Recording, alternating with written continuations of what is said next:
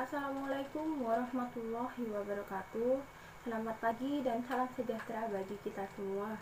Pendidikan bukanlah persoalan sekedar mendapatkan sebuah ijazah, akan tetapi persoalan dalam memperluas pengetahuan. Perkenalkan, saya Sofia Nora Pravita Agustin dari Prodi PGSD Universitas Muhammadiyah Sidoarjo. Dalam kesempatan kali ini saya akan membahas mengenai artikel ilmiah yang telah saya buat. Artikel ilmiah ini berjudul Implementasi Pendidikan Karakter Disiplin di SMP Muhammadiyah 10 Sidoarjo selama pandemi COVID-19. Adapun beberapa yang saya bahas kali ini yaitu abstrak, pendahuluan, metode penelitian, hasil dan pembahasan, kemudian kesimpulan. Penulisan karya ilmiah mengkaji berbagai hasil dari kegiatan penelitian dengan penyusunan konsep bahasa yang sistematis. Tujuan dari penulisan penelitian ini untuk mengetahui bagaimana sistem penerapan atau implementasi pendidikan karakter disiplin di SMP Muhammadiyah 10 Sidoarjo selama pandemi, serta mengetahui perkembangan pembelajaran yang terjadi di sekolah tersebut. Kondisi yang terjadi seperti sekarang ini menimbulkan dampak yang cukup luas, terutama dalam bidang pendidikan, sehingga membuat semua orang sulit berinteraksi di luar rumah, termasuk siswa dan guru melakukan pembelajaran secara daring atau pembelajaran jarak jauh yang biasa disebut juga dengan PJJ. Di era seperti sekarang, menuntut semua kalangan dapat menguasai teknologi informasi dan komunikasi. Pelaksanaan tatap muka di sekolah juga tidak memungkinkan karena angka pandemi semakin meningkat sehingga membuat kegiatan di sekolah berbasis pembelajaran online. Adapun metode yang digunakan pada saat penelitian yaitu metode deskriptif dengan pendekatan kualitatif. Pendekatan ini dapat dijadikan sebagai acuan dalam penelitian di lapangan seperti di lingkungan sekolah. Program yang diadakan dalam sekolah memiliki tujuan pencapaian untuk memajukan kinerja ketenagakerjaan atau pihak sekolah yang terlibat beserta masyarakat sekitar.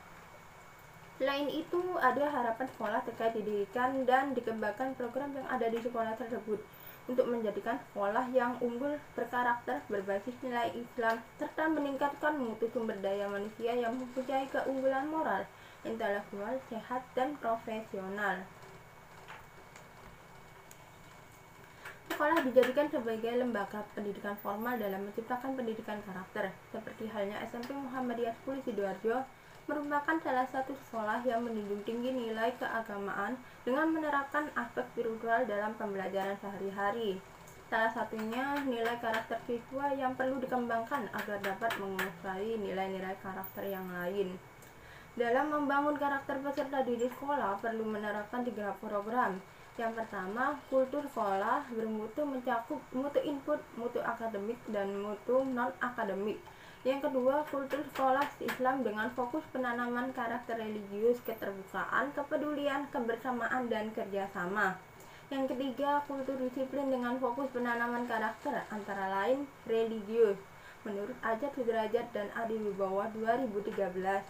Ada 3 dimensi disiplin, yaitu disiplin mencegah masalah, disiplin untuk memecahkan masalah agar tidak semakin buruk, dan disiplin untuk mengatasi siswa yang berperilaku di luar kontrol, menurut Kurvin dan Mindel 1999. Pendidikan karakter disiplin merupakan hal yang sangat penting dalam mendidik karakter setiap orang. Penguatan karakter seperti disiplin itu perlu diajarkan kepada siswa agar tidak terjadi sebuah hal perilaku yang menyimpang, yang bertentangan dengan norma kedisiplinan. Penelitian ini bertujuan untuk mengetahui perkembangan dan implementasi pendidikan karakter disiplin dalam lingkup sekolah tersebut. Adapun metode yang digunakan untuk meneliti kedua aspek tersebut yaitu dengan menggunakan metode deskriptif dengan pendekatan kualitatif. Menurut Sugiono 2009, metode deskriptif merupakan metode penelitian yang digunakan untuk menguji dan menganalisis tingkat keefektifan sasaran atau produk tertentu. Menurut Madinata 2008, pendekatan kualitatif merupakan suatu pendekatan untuk memperoleh kesempurnaan dari produk tersebut dan memperoleh saran-saran yang dapat mengembangkan produk tersebut. Tujuan penelitian kualitatif dalam bidang pendidikan yaitu untuk mendeskripsikan proses kegiatan dalam lingkup pendidikan yang tujuannya mengetahui kinerja guru lebih lanjut. untuk menganalisis keadaan yang terjadi dalam lingkup pendidikan, untuk menyusun proposisi berdasarkan informasi yang terjadi melalui pendekatan tersebut. Tahun 2020 merupakan awal dari perubahan di mana seluruh dunia mengalami serangan dari salah satu wabah yang cukup membahayakan, yaitu virus COVID-19. Pengaruh tersebut tidak hanya berdampak pada ekonomi, sosial, pariwisata, akan tetapi juga sangat berdampak pada pendidikan. Pemerintah pusat membuat surat edaran untuk diberlakukan peraturan pada semua warga negara, terutama negara Indonesia. Menteri Nadiem Makarim menerbitkan surat edaran nomor 3 tahun 2020 pada Satuan Pendidikan dalam masa darurat coronavirus disease atau COVID-19. Maka kegiatan belajar dilakukan secara daring atau online dalam rangka pencegahan penyebaran coronavirus. Menteri Pendidikan 2020.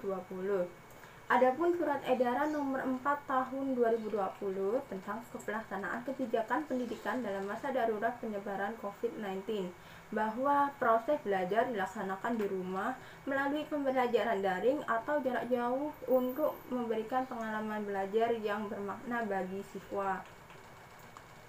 Pembelajaran daring dan pembelajaran tatap muka memiliki perbedaan. Pembelajaran daring berbasis online ini menjadi pembelajaran yang memanfaatkan teknologi sehingga terkesan lebih modern. Pembelajaran daring adalah sistem pembelajaran berbasis media ICT yang dilakukan tanpa menggunakan tatap muka dan melakukan jaringan internet.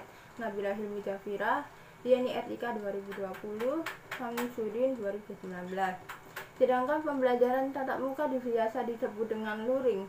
Dalam KBBI disebutkan bahwa istilah luring adalah akronim dari luar jaringan, terputus dari jaringan komputer.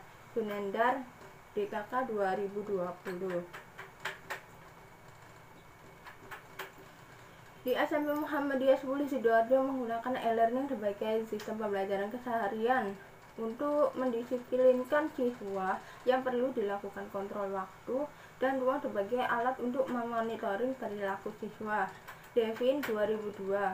Dalam pemantauan kedisiplinan pun guru dapat melakukan melalui rekaman video berupa Zoom atau Google Meet. Akan tetapi ada kesan efektif dan tidaknya jika pembelajaran dilakukan secara online, terutama terkait pembahasan yaitu kedisiplinan. Terkadang siswa menggunakan seragam dengan lengkap, akan tetapi guru juga tidak dapat memantau bawahannya tetap menggunakan atribut lengkap atau tidak. Karena sikap kejujuran pada pembelajaran online tidak 100% dilaksanakan oleh siswa sesuai peraturan sekolah. Meski siswa telah melakukan sikap disiplin di rumah, akan tetapi beda juga jika dibandingkan ketika tatap muka di sekolah. Akan tetapi, guru tetap selalu mengingatkan untuk tetap disiplin mengenakan atribut sekolah secara lengkap. Ketika pandemi, atas kendala waktu pembelajaran dalam beberapa kegiatan seperti mengaji online menjadi tidak teratur, sehingga menunggu semuanya terkumpul harus beberapa menit bisa dimulai. Tingkat kedisiplinan mulai terjadi penurunan pada kelas rendah kelas 7 awal pada angkatan 2020 karena tidak ada waktu memungkinkan untuk bertemu jika melihat kondisi sekarang. Adapun kasus yang diambil selama beberapa kali pembelajaran online dalam pengerjaan tugas yang menggunakan penulisan orang tua. Hal ini dilakukan oleh siswa kelas rendah. Untuk siswa kelas tinggi, kelas 8 dan 9, guru sudah mengetahui karakter siswa tersebut. Hal itu terjadi pada kelas 7 karena mereka masih dalam tahap masa peralihan dari SD ke SMP. Oleh karena itu, ada perbedaan mulai dari peraturan, kebiasaan, dan materi. Demikian artikel ilmiah tentang implementasi pendidikan karakter di SMP Muhammadiyah 10 Sidoarjo. Pendidikan karakter memegang peranan yang sangat penting dalam pembentukan kepribadian siswa, terutama pada saat pandemi seperti sekarang. Siswa tetap harus diberikan arah yang baik. Program pembelajaran yang ditetapkan oleh pihak sekolah dapat dijadikan sebagai pendukung tercapainya tujuan dari pendidikan. Baik, sekian yang dapat saya sampaikan. Terima kasih untuk perhatiannya, dan apabila ada tutur kata yang salah, mohon dimaafkan. Wassalamualaikum warahmatullahi wabarakatuh.